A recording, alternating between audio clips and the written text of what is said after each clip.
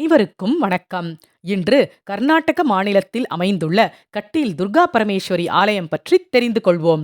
கர்நாடக மாநிலத்தில் உள்ளது கட்டீல் என்ற ஊர். இங்குள்ள துர்கா பரமேஸ்வரி அம்மன் கோவில் மிகவும் புகழ் பெற்ற ஒரு ஆலயமாகும்.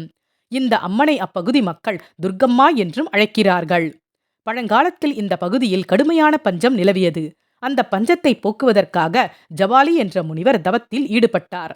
அந்த முனிவரின் தவம் சிறப்பானது என்பதால் இப்பகுதியில் நிலவிய பஞ்சத்தை போக்க தேவலோக தலைவனான இந்திரன் முடிவு செய்தான். அதற்கான தேவலோகத்தில் இருந்து காமதேனு பசுவின் மகளான நந்தினியை பூமிக்குச் சென்று வளம் சேர்க்கும்படி இந்திரன் அனுப்பி வைத்தான். ஆனால் கர்ம வினைகளால் பல பாவங்களை செய்த மனிதர்கள் இருக்கும் இடத்திற்கு செல்ல நந்தினி பசு தயங்கியது. அந்த பசு பார்வதியை சரணடைந்து தான் பூலோகம் செல்ல விரும்பவில்லை என்று கூறியது. அப்போது பார்வதி தேவி, நீ பசுவாக அங்கே செல்ல வேண்டாம், அனைத்து பாவங்களையும் நீக்கும் வல்லமை படைத்த நதியாக மாறி பூலோகம் செல், அத்துடன் உன்னுடைய நீர்த்தன்மையால் அந்த பகுதியை பசுமையாக்கு என்று உத்தரவிட்டார். அதன்படி நேத்ராவதி என்ற பெயரில் இங்கு நந்தினி பசு நதியாக ஓடத் தொடங்கியது. அந்த சமயத்தில் அருணாசுரன் என்ற அரக்கன் பூலோகத்தில் பல தீமைகளை செய்து கொண்டிருந்தான்.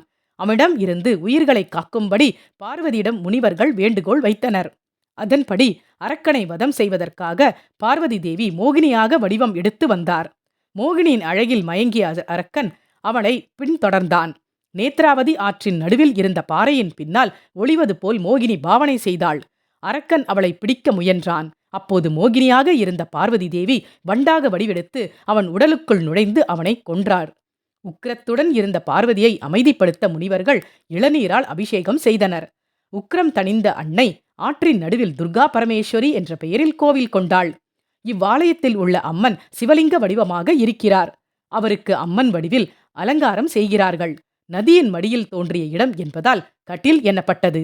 அதுவே தற்போது கட்டீல் என்று அழைக்கப்படுகிறது. கோவிலின் பின்பகுதியில் நேத்ராவதி ஆறு இரண்டாக பிரிந்து கோவிலை சுற்றி ஓடுகிறது. நதியின் நடுவில் இருக்கும் காரணத்தால் இந்த ஆலயத்தின் கருவறை எப்போதும் ஈரப்பதமாகவே இருக்கும். இந்த ஆலயத்தில் தீர்த்தம், வளையல், மல்லிகை, மைசூரு மல்லிகை, பாக்குப்பூ, சந்தனம் போன்றவை பக்தர்களுக்கு பிரசாதமாக வழங்கப்படுகிறது. மனிதர்களுக்கு ஏற்படும் வெப்ப நோய், குடும்பத் தகராறு, சொத்து பிரச்சனை நீங்க இத்தல தேவிக்கு இளநீர் கொண்டு அபிஷேகம் செய்து வழிபடுகிறார்கள். அம்மனுக்கு அணிவிக்கப்படும் மாலையில் உடுப்பி சங்கரபுரம் மல்லிகை முக்கியமான இடத்தை பிடிக்கிறது.